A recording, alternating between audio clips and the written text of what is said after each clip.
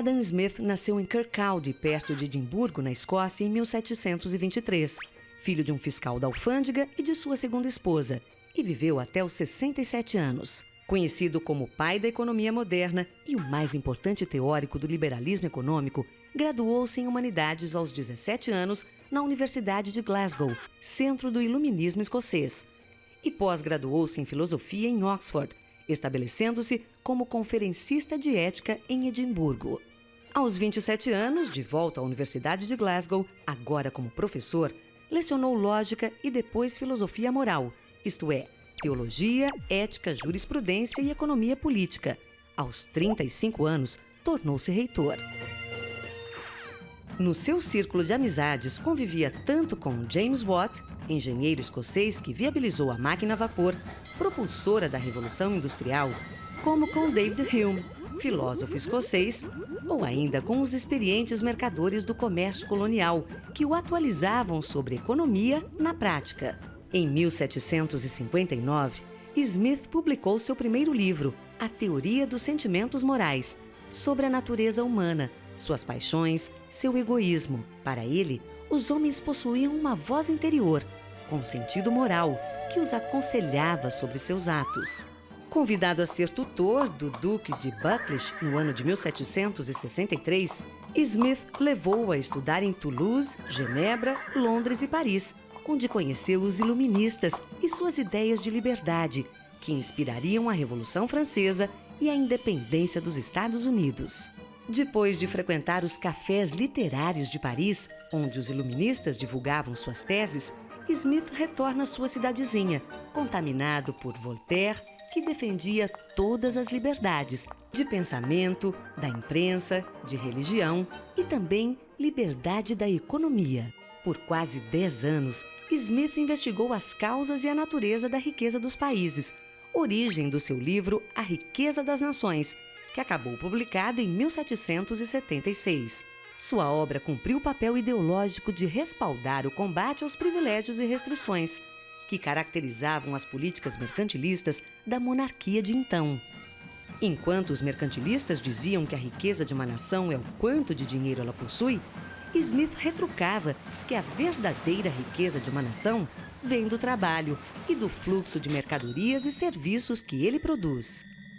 Smith dizia mais, que a capacidade nacional de produzir se baseia em duas coisas. Uma, na divisão do trabalho em muitas pequenas tarefas feitas por especialistas, e duas, na acumulação do capital. Smith afirmava também que a riqueza não vinha só da herança, como pensavam os aristocratas, mas que podia ser produzida e não apenas pela agricultura, como acreditavam os proprietários rurais, porém por uma nova atividade, a recente indústria. Smith causou frisson com a sua tese de que o bom coração ou a simpatia do ser humano pelo bem-estar dos outros não eram assim tão altruístas.